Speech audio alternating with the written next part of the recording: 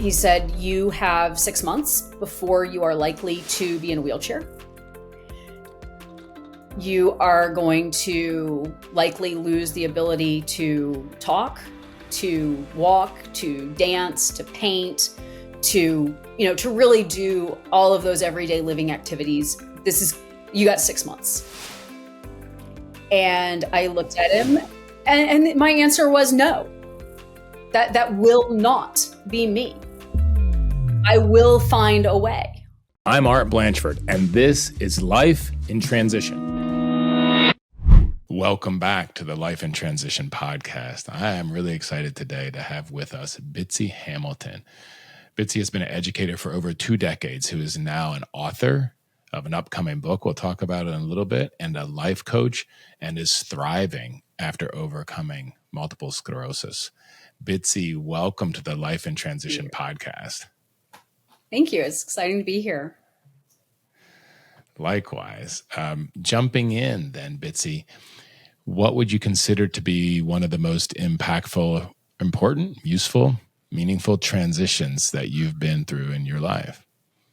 I would say most significantly has been the transition from being a full-time teacher to being a coach, which coincided really with also my MS diagnosis. And so I was laying the groundwork and moving out of education full-time, and then was diagnosed 9 months later.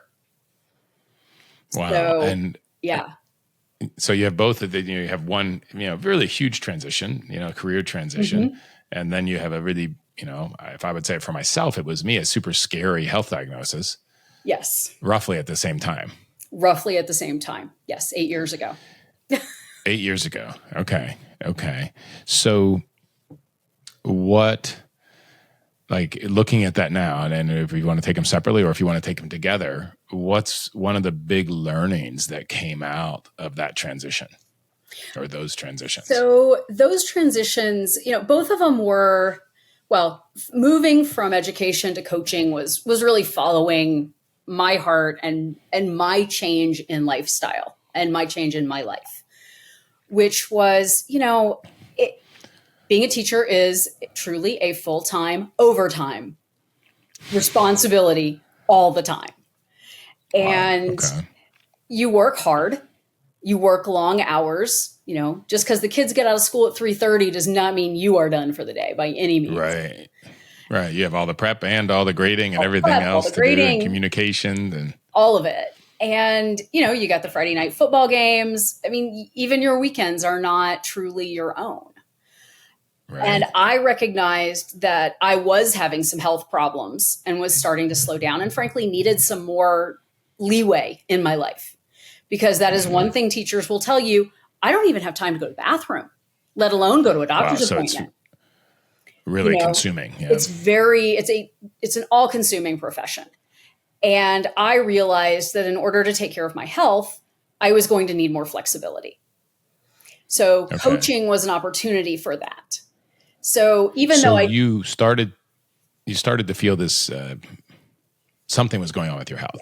Your health, your energy was declining before you knew it. Was 9 months later before you knew that it was an MS diagnosis. Yeah. But you saw some issues and you were starting to take steps to adjust your lifestyle and dare I say your identity very much in order to be able to take care of your health. Yeah. Well, and as a teacher, it's hard to give up that identity.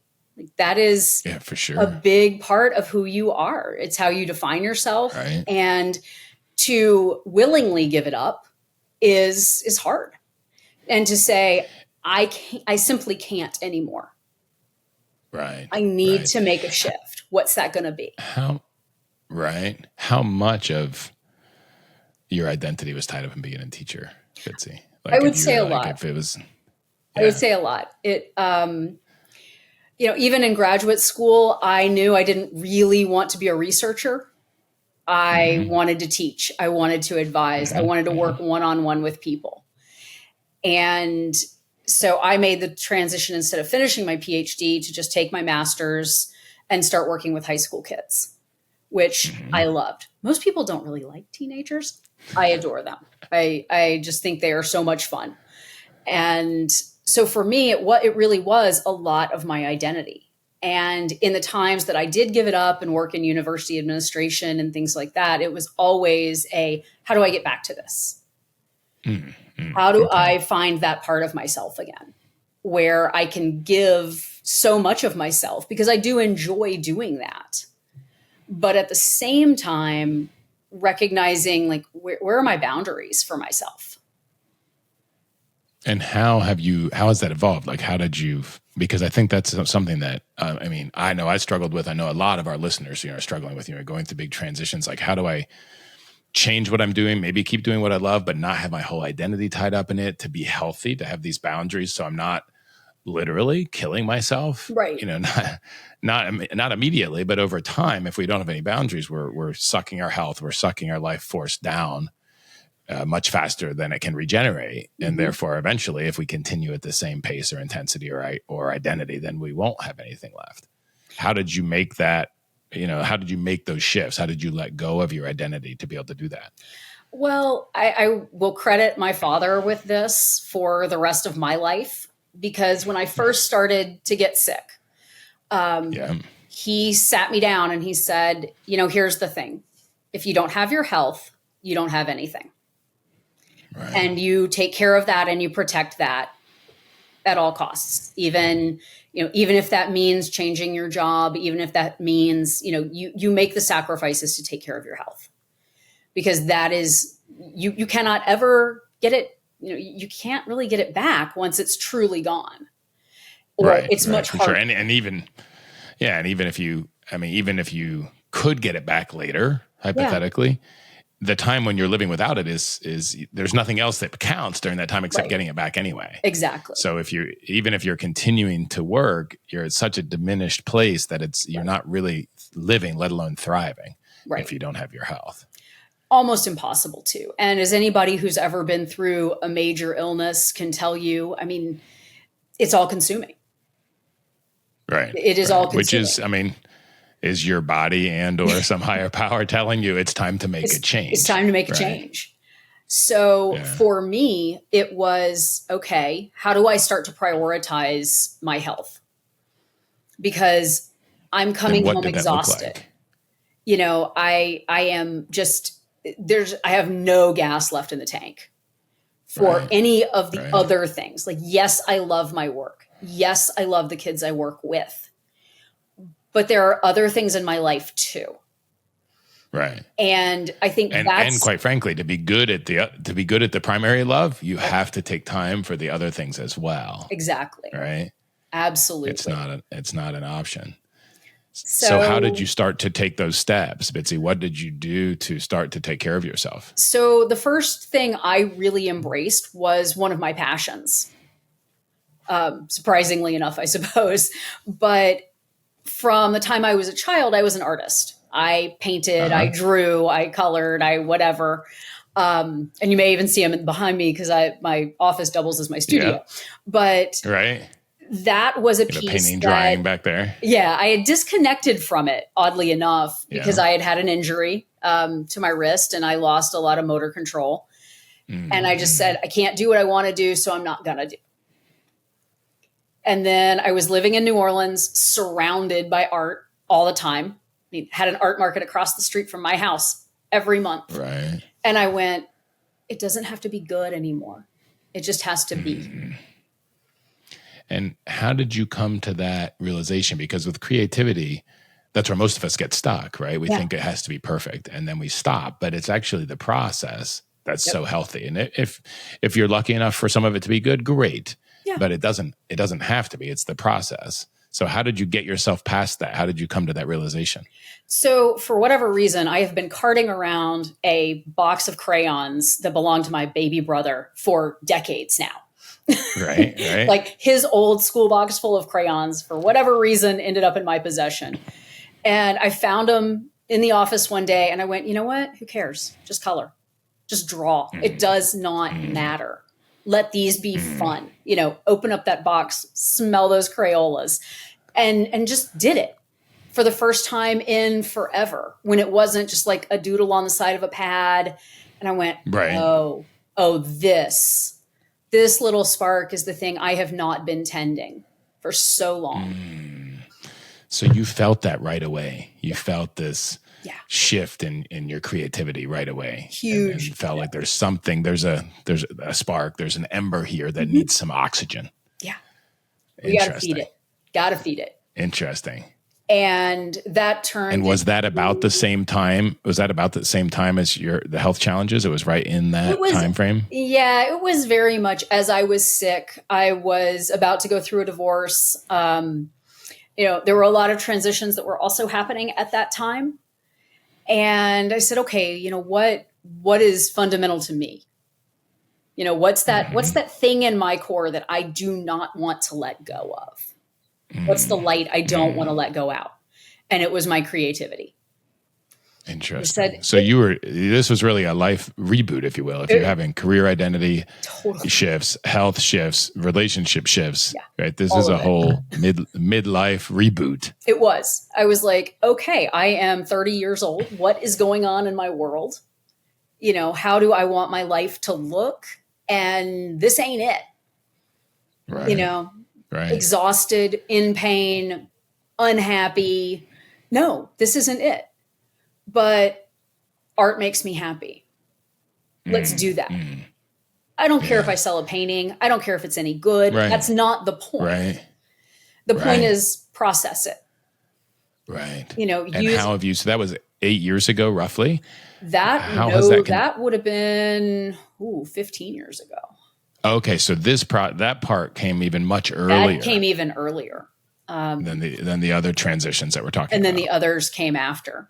So, and how did you continue to live that? If that was 15 years ago, and I'm really curious about this for myself, and our listeners will be as well. But how have you continued to nurture that spark, to nurture that ember of your creativity? So that's been one of the things I've loved about moving from the classroom to coaching. Because in the classroom, you are still teaching a curriculum. You are still, working within a framework. And while coaching has a framework to it, you have a lot of creativity to build and a lot of space just to build your own process. So that's what I started experimenting with as a coach. And so bringing your creativity to the coaching process, bringing that to each client. Yeah, bring that to the coaching. And see what works. Because for me, my transitions were such that I knew I needed creativity, but I also knew I really had to have some structure and some framework around how was I examining the life I was living and the life I wanted to have. Because for so many of us in transition, we have what questions do you ask? Right. I know I'm not happy. I'm not fulfilled. I know I'm about to go through this big transition, whatever that is, whether it's stage of life or career or relationship or what have you. But what do I even ask myself to get through this? Right. What do I even look at? And from there was born the Own It framework that is the subject of my forthcoming book. So, and it is unusual in the world of self-help books in many ways. I say self-help, self-help wellness in the sense that it's not here's 3 steps to your perfect life. Right. Because that doesn't anyway, but that doesn't capture it. Right. Like, here's your messy world with all these questions, and let's pull the things that you need. Right? Let's pull the questions that you need to get through this transition, not just to survive it, but to thrive in it. Right. So many of us are going through this right now, whether that's, absolutely. The 20-something in, moving into their 30s and going, this is not the life I thought I was going to have. The parent that's moving from a young child into teenagerdom. This is not what I expected. The empty nester. Body snatchers come and change out your beautiful little kid with some alien that's horrible. Right. You're like, what just happened to my sweet little angel is now, not at all. But it is for so much of it. A lot of my clients early on actually were divorced men, interestingly enough, because that is a huge life transition. It's a transition of relationship. It's a transition of parenting. It's a transition of, in many times, career, or just how do you want to be in the world, and identity. Right. That's a huge identity transition. Absolutely. But navigating that it's not a 3-step process. Yeah, no, so you have put a bunch of questions together and then pull the ones that really work for the situation that they're in, or the identity struggle that they're having, the identity questions that they're having. So there are nine elements and 3 keys, and how does that all fit together? But it really is, here are the different areas of your life that we need to examine. And we examine those through the lens of authenticity and vulnerability and accountability. Right. And some of those are like the fun, aspirational, like, what are your dreams? What are your passions? What are the things you're excited about? And then some of them there are, what were your mistakes? The things we don't like to look at. Take an honest inventory, face the brutal facts. Yeah, right? I mean, and it is, but it's done with a lot of grace and compassion. And not the, hey, you know what? Let me beat you up because you didn't do the thing right. Right. There's no right or wrong. Today it wasn't good. Let's wake up tomorrow and do it differently. Right. And there's going to be a lot of those, right? There's only only half your days are going to be above the line and half are going to be below. That's the human condition, right? Absolutely. Or something like that. Which in that process, which ones were really so effective for you? Like making the decision, obviously the health was a driver. Sure. To move from teaching to coaching. But what were those steps of your process that were really helpful for you in both making the decision to move to something different, as well as how to make the most of a very difficult diagnosis with MS? Yeah. So one of the biggest pieces was like really drilling down into what are my values, right? If I'm no longer able to be a teacher, and I'm losing that part of my identity, what is it about being a teacher that really matters to me? Right? Where is that serving my values? Where is that, where am I using my talents? What are my talents in that area? And are those all things I have to give up? Answer, no. Right. Because for me, it's holding up this value sheet process that I use with my clients right there on top of my desk. Right. Yep. That's a great one. I mean, what are your values? Because those transcend our careers. Those transcend our relationships. They inform all of those things. But absolutely, they're deeper than that. And for me, it was that value of helping and educating, right? Sharing information, helping someone to grow and to thrive. Like, yes, I could do that as a classroom teacher, for sure. Yep, absolutely. And I went, okay, so what can I do that's not a classroom teacher that gives me that opportunity? That has you the opportunity to get your health back, but you can still follow those values that are most important to you. Exactly. And I looked into therapeutic programs, getting my LPC and doing that. Yep. But I didn't feel like at the age I was at that going back to school and going through the licensing procedures and all of that was going to work for me. Right. That's going back to school for a very long time. Yeah. It's not an easy undertaking to become a therapist by any means. Right. But as a coach, I could do a shorter program and I could do it online, and again, take some of the pressure off my body.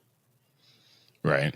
Yeah, which is real important as well. And then launch into coaching and really have a lot more creativity, in that coaching process, but you at the same time have to very much be respectful of what is the boundary between therapy and coaching.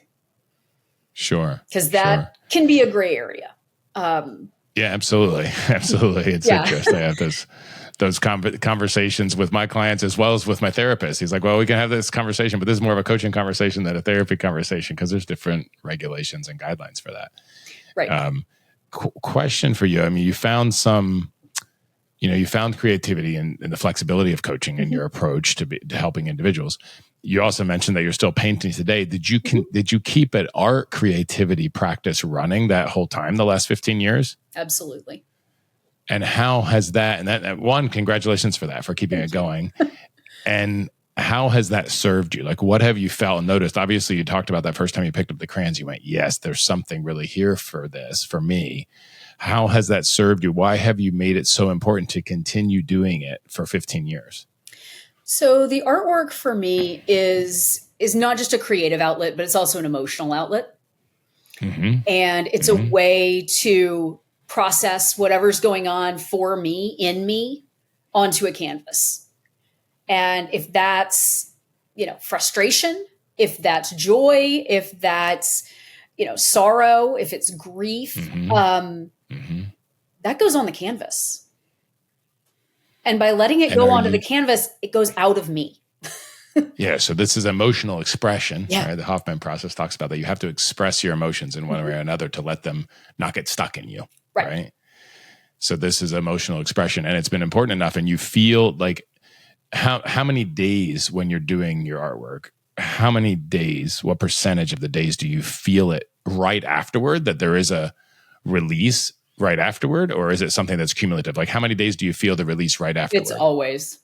It never. Always. Wow. So that's a great reminder each time in a way that you've kept that habit going, is because you feel that release right at that point. And I've adapted some of my artwork to move away, not fully away, but some days are great for the big canvases and the big work. Right. Other days, it's like, just do something. Right. And how much time do you put into it each day? Like, what's your sort of minimum to count as a day where you did art? Even the minimum can be 5 minutes. Right. It can be as small as 5 minutes. Now, other times when I can just shut out the world and do nothing but take over my garage and paint, you may not see me for 18 hours. This episode of the Life in Transition podcast is brought to you by MidLife Transition Mastery. If you have reached midlife and you are successful, you have checked all the boxes. You've done everything you thought you should do, and especially pleasing everybody else, doing what you think everyone else needs you to do. But you still feel like something's missing. Like you're coming up empty, feeling alone, feeling misguided or lost. Midlife Transition Mastery Explorer community is for you. Here we will build authentic community. We will learn about the 8 steps to mastering midlife transition.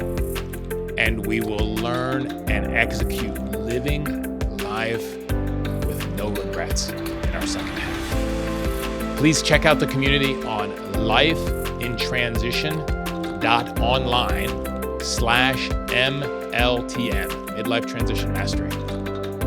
And I look forward to seeing you around the fire in this community. Right? Wow. Okay. So you have that. But I think it's really important for people to realize, like, you're doing something every day, even if it's only 5 minutes. And that's also attainable. Like, you can do it, every day. And then when there's times when you need more processing and your schedule allows, then you can really pour yourself into it for a while. And sometimes it's more mindful than others. Sometimes it's more expressive than others. Some days it's just, here's a piece of paper and some crayons or some markers. Yeah.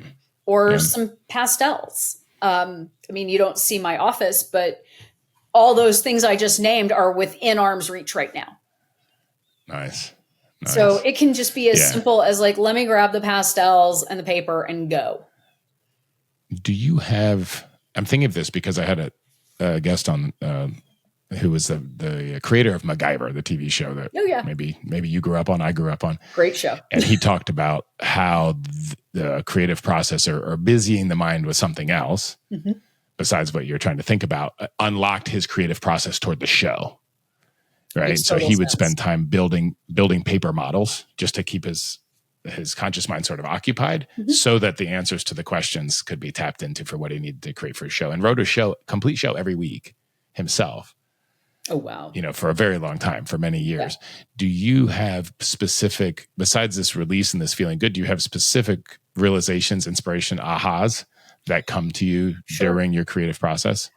When I'm working with a client that's stuck, that can be, it can be a really great way for me to sort of shift my brain out of what's going on with the client issue or what have you. Right. And then that aha moment, it's like, oh, okay, you kind of stop the wheels for a little while, but they're still turning in the back.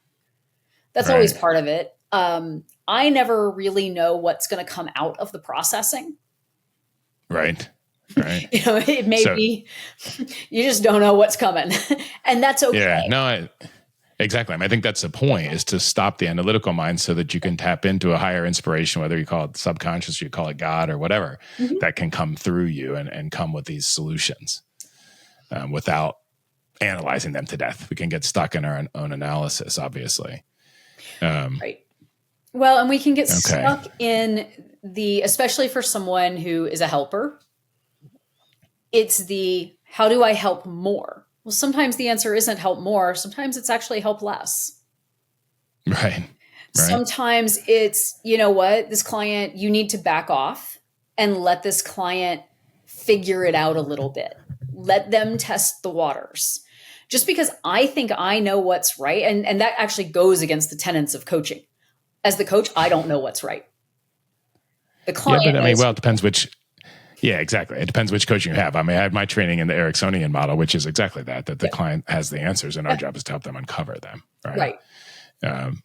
So I'm curious if we switch gears a little bit to overcoming MS. I look at you now, you seem to be functioning fine. You're painting.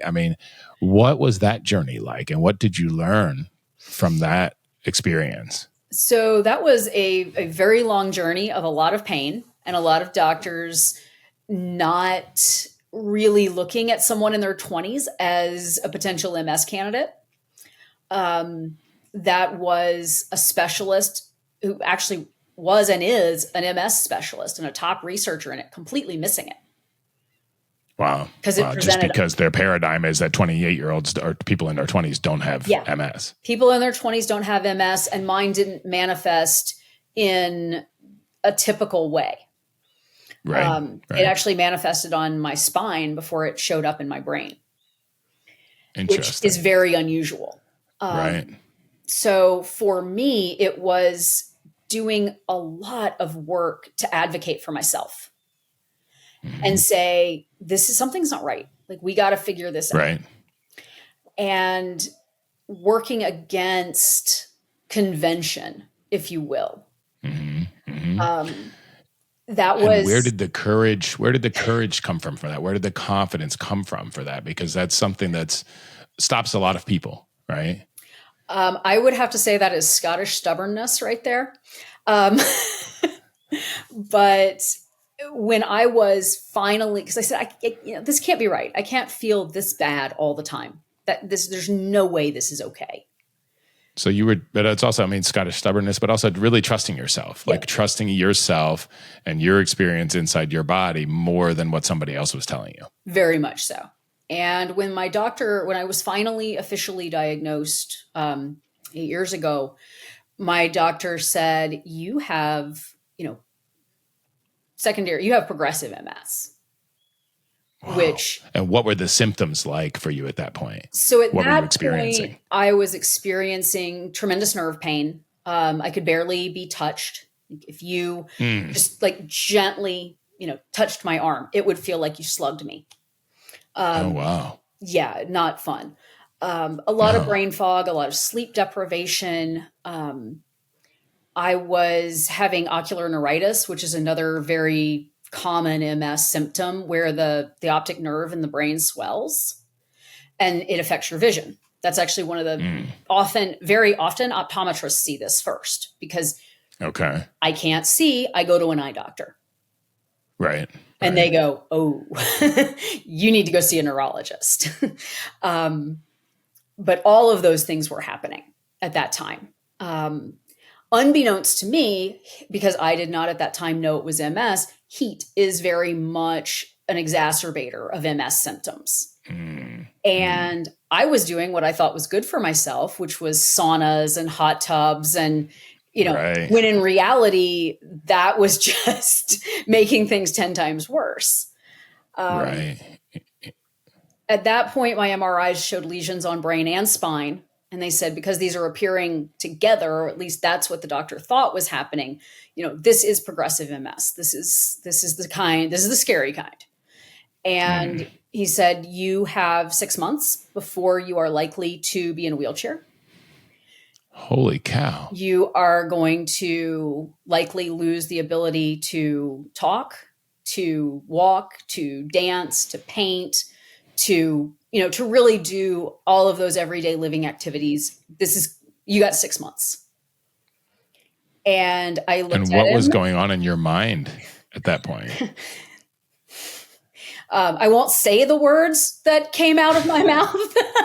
That's all right, but yeah. But let's just say that they were colorful. Right. And my answer was no. That will not be me. Right. I will find a way. Because he told me, I'm not accepting that story. Yeah. Not accepting that line. I said, that's not the story I'm accepting about myself right now. Because he said, you're too far gone for the disease modifying drugs. You're too far gone. And I went, okay, you say so. I'm going to go. So what was the action? What was your action? So, okay, I don't accept this. I won't say diagnosis. I don't accept this prognosis. Yeah. I don't accept this prognosis at all. And what was your action after that? So my action after that was to really hunker down. I didn't even tell my family that any of this was going on. But educating myself, reading about it. Mm-hmm. Okay. Who's out there doing, what are the disease modifying drugs? Are those an option? What are the other doctors in the area that I can see?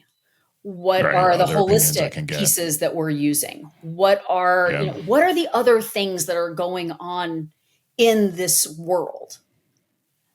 And, came across a number, MS is not new. Right. It's scary, but it's not new. And it's okay. What are the things that are very much within my control as it relates to MS?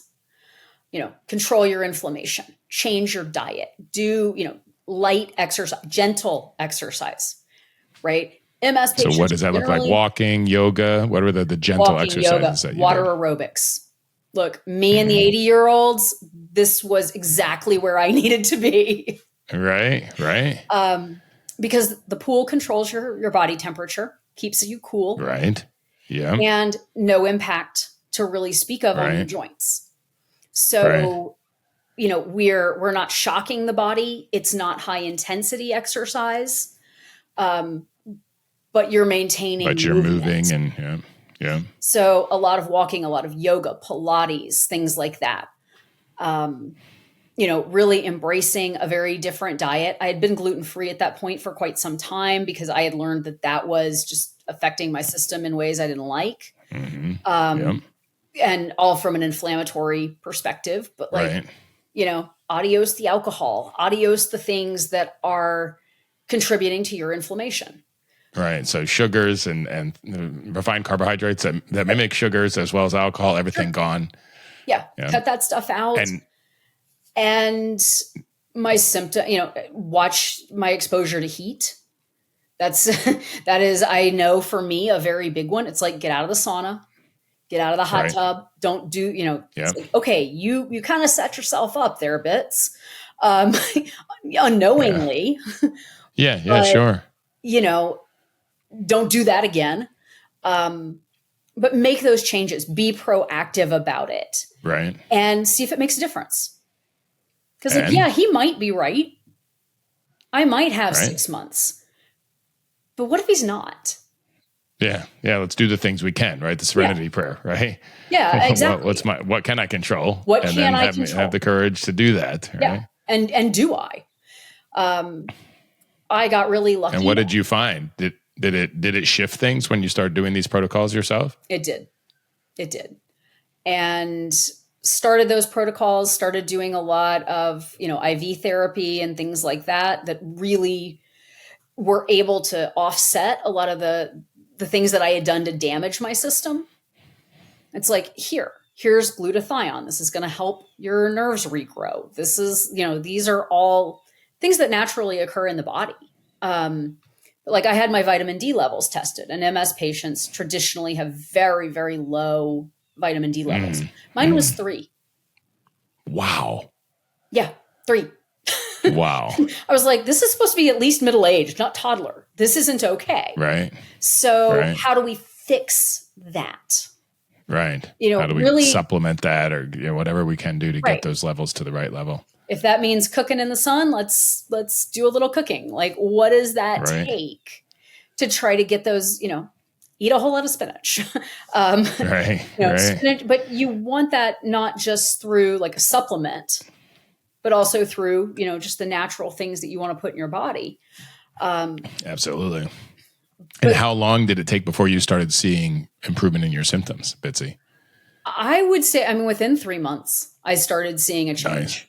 Like stopping the heat was probably the single biggest shift that it probably made the biggest difference immediately. Okay. But did you add cold also? Is cold good, or is it just not heat? Not heat is probably the biggest one, but I did start doing cryotherapy. And because I know I do a lot of endurance sports, and there's nothing that makes the muscles feel better than very uncomfortable cold temperature on my lower half when it's when it's a running or trail event, right? Right. I have learned that like ice baths are not great for me, but cryotherapy is amazing. Nice. That dry cold works a lot better is just what I've found. But it's been so much trial and error. And did you find I'm going to call it a health partner? Did you find another doctor or expert or holistic medicine that really you could work with, or not? Or did you do this all on your own? Yep. All on my own. Wow. That was my stubborn. I have now found, a primary care physician that works with me and is like, okay, because I walked in and I said, okay, here's what I've done. And here's the results I've gotten and already. Here's the results I've gotten. Now, are you cool with this? Right. Are you going to be a growth mindset enough to work with me here? Are you going to be growth mindset enough? To be my partner? And I said, if you want me to do MRIs again, if you want me to do scans, like I'm happy to do all of that. And he looked at me and he goes, no, I actually don't want you to do that. And I went, if it's working, keep he going. said, whatever you're doing is working.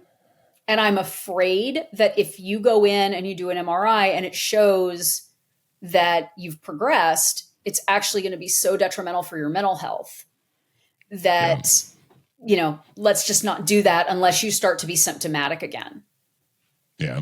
Very, very smart doctor. I had Ellen Langher on this podcast recently, and she's she is running a psychology lab at Harvard for decades and, considered the mother of mindfulness. And her latest book, earlier books of hers have been really beneficial to me, but her latest book is Mind Body. And she's like, there's not a mind body connection. It's one thing. Mm-hmm.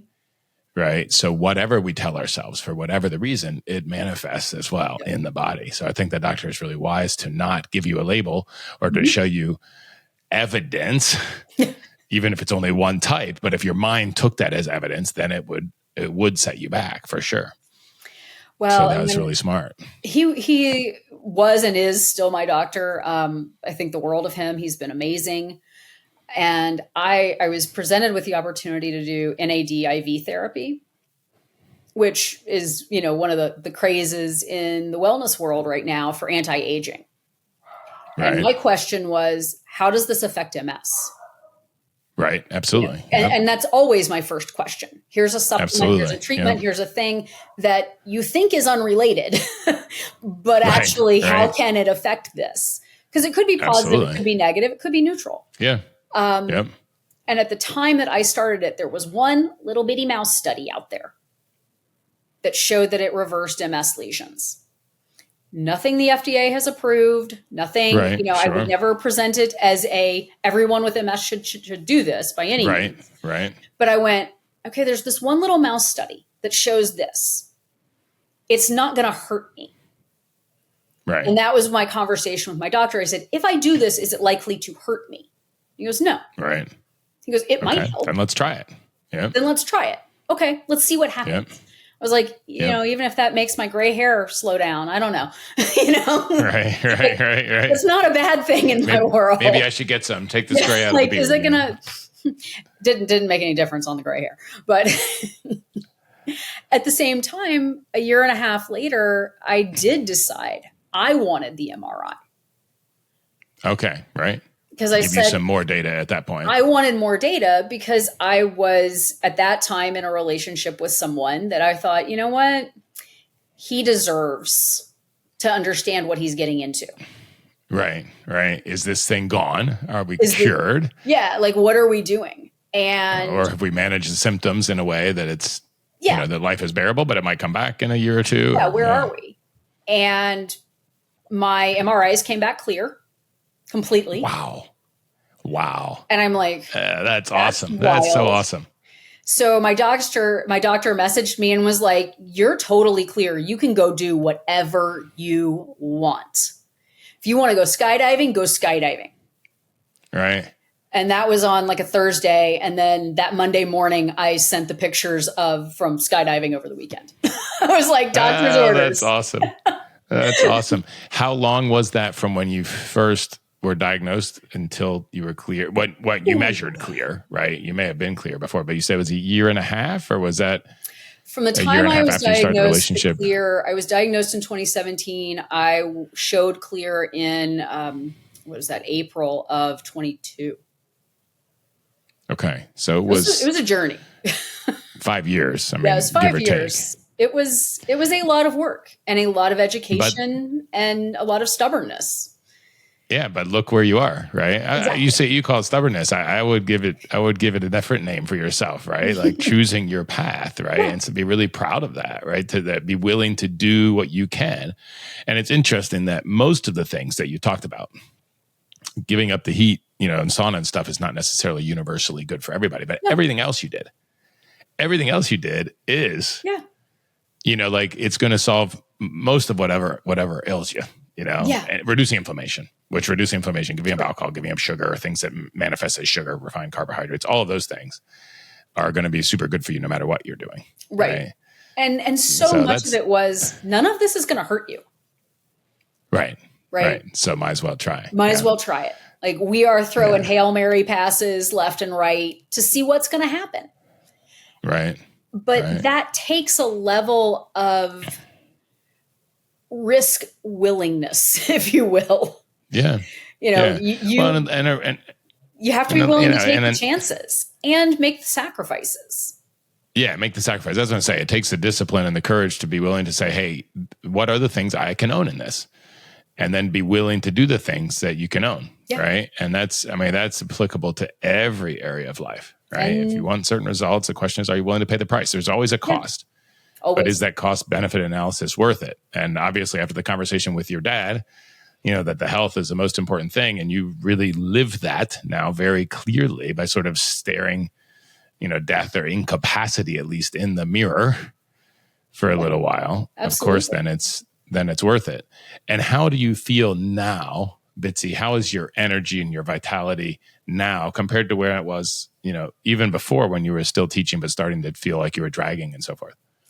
So I am, oddly enough, on the tail end of my first exacerbation since this was declared inactive.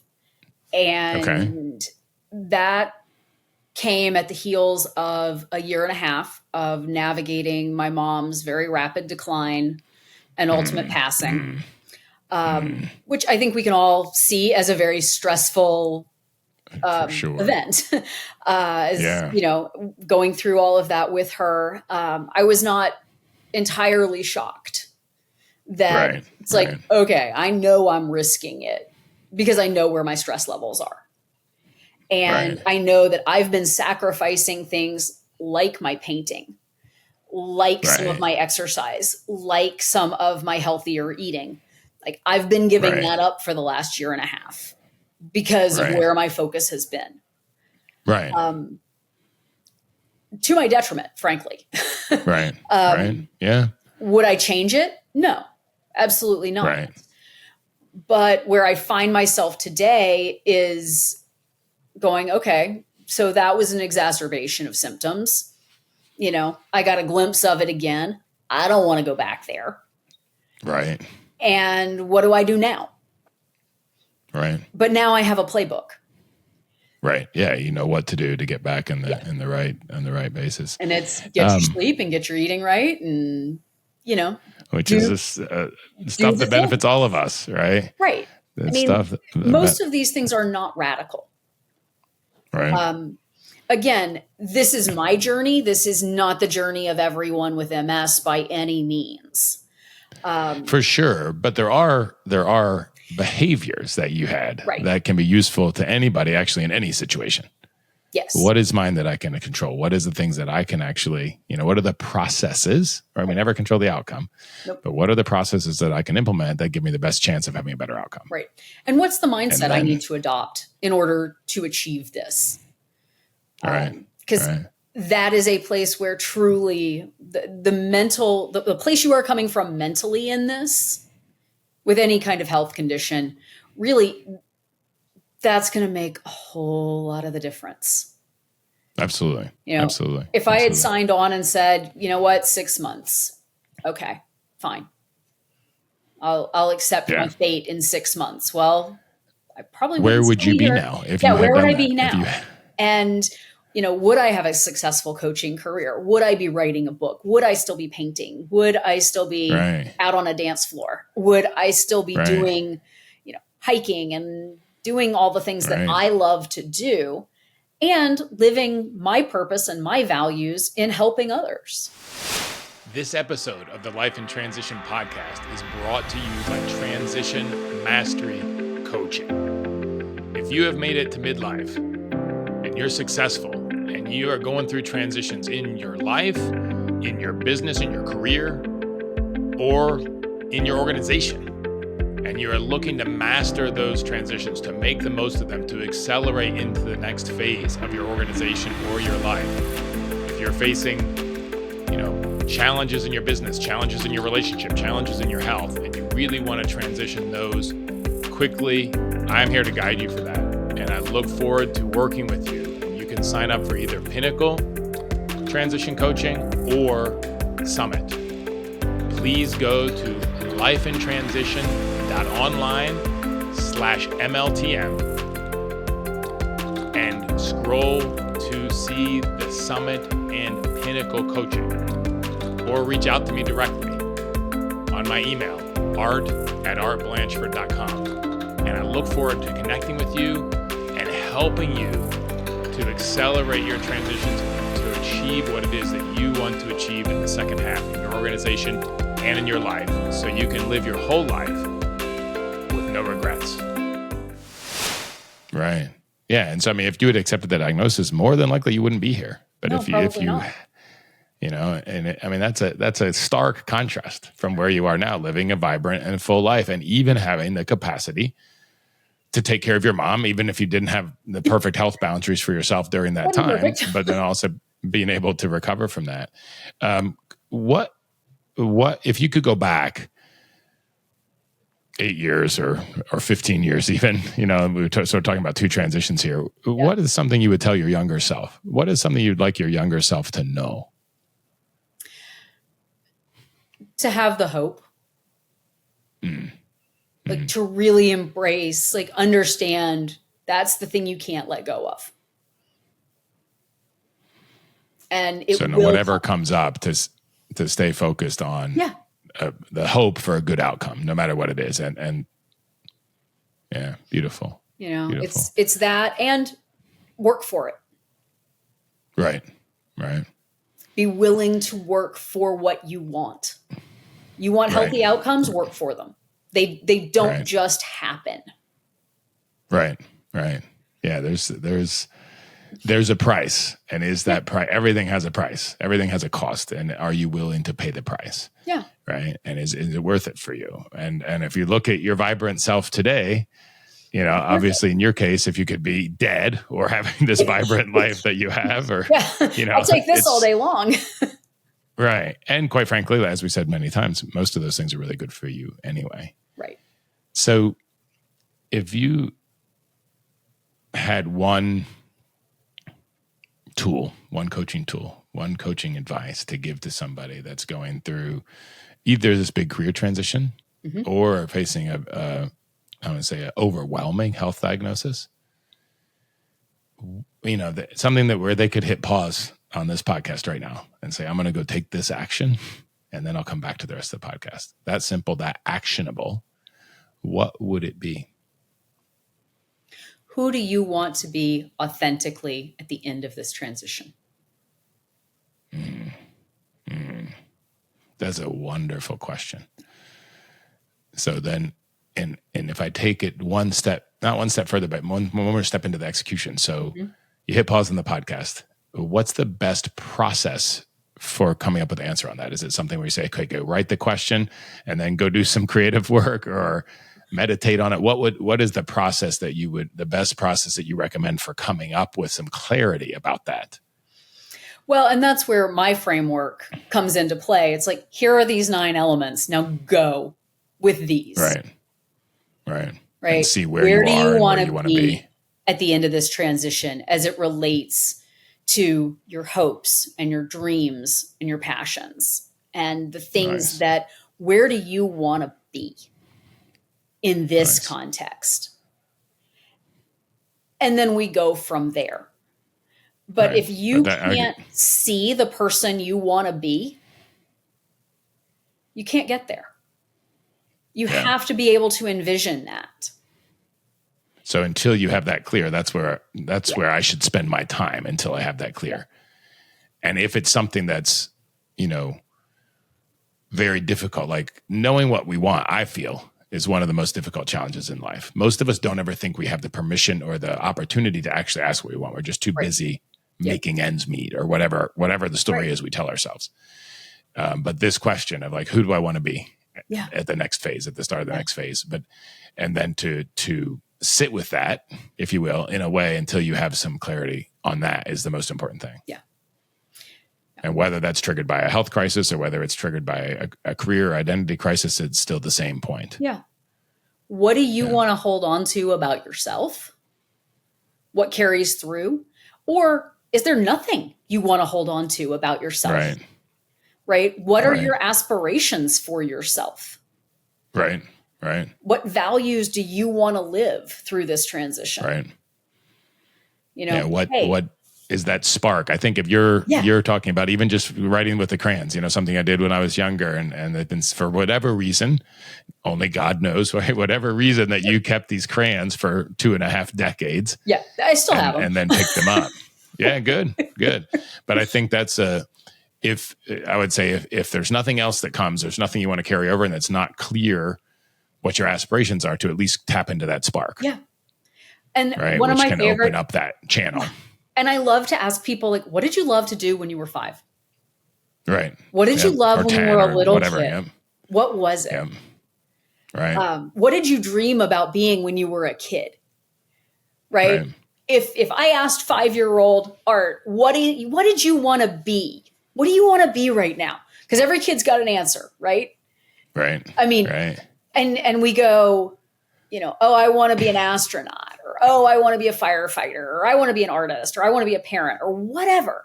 I want to be a flight attendant. It's like, okay, so what was it about that sparked you? Like, I want to be a flight attendant. Well, it's not that you necessarily want to be a flight attendant, it's that you love to travel. Right. Okay, well, how do we live that? Right. What's behind the want? Yeah. What do I want by getting what I want? Yeah. Because 5-year-old you doesn't understand what's behind the want. Not usually. But adult you can usually identify that. Right. It's like, we can achieve travel in a lot of different ways. Yeah. I want to be a firefighter because I like the adrenaline rush, or I like helping people, or I just want to drive a red truck. Like, whatever it is. Right. Okay, well, we got red trucks. That's a doable thing. Right. You can try that and see how it hits. Helping people. There are a million ways to help others. Right. And which live obviously that. Is core. At some point, that's core for all of us, actually, I believe. It really is. To make a difference and help others. So none of us get out of a good life that we feel well lived without that. No. No. So, and I love the part of following your spark. And if you don't know what that is, ask yourself what you enjoyed when you were young or what you used to enjoy, and then try it. Right. Yeah. That's really amazing. I had this summer really struggling. And then the only thing that was really bringing me the possibility of joy of that spark was to get on the trail. I've been thinking a long time about hiking the Appalachian Trail. Now, have you already done your first stint of it, or is that still upcoming? Last month. How was it? It was amazing. I mean, it was unbelievable. That's awesome. And already in 2 days on the trail. So I was gone for a while, but I was on the trail for like completely out and by myself, the way I designed it, going south when everyone else is going north at this time of year in Maine, in the 100-mile wilderness, the most remote part. 11 days I hiked. I covered 146 miles of the trail, about 160 miles total hiking in that time. But already within 2 days, everything shifted within 2 days. I haven't talked about this on here yet, but I'm doing neurofeedback therapy. And I had the first one before I went on the trail, which included the map of how my brain was looking. And then I did another one when I got back, and it was completely different. Like, they were so excited, like, hey, we want to experiment on you. And can we do another map when you get back? Not experiment, but like see what happens, right? We're curious. And it was unbelievable, the shift in my brain function. Yeah. Because of something because that was what brings me joy, nothing else. Right. Yeah.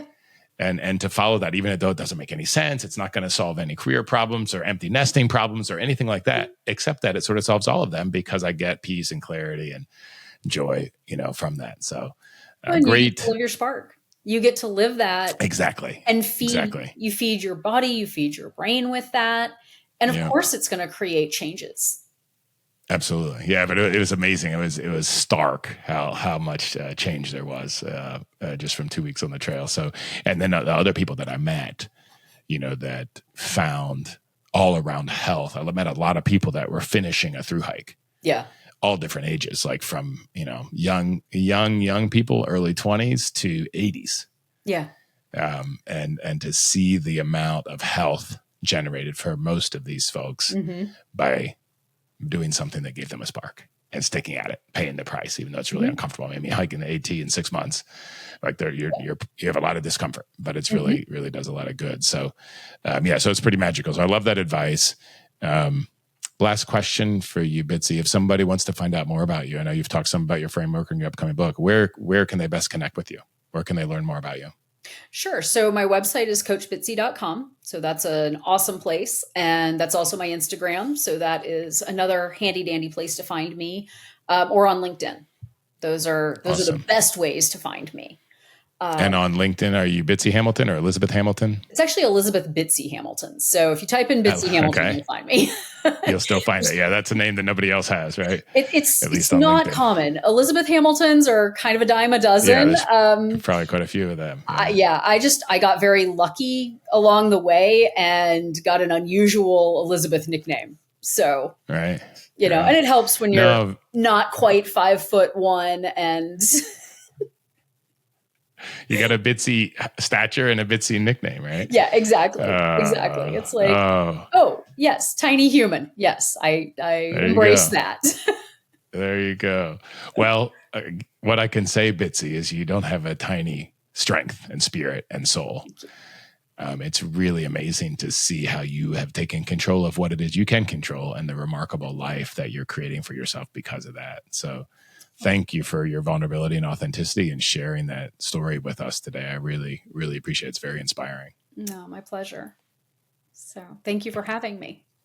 This is a real treat. Thanks. Take care.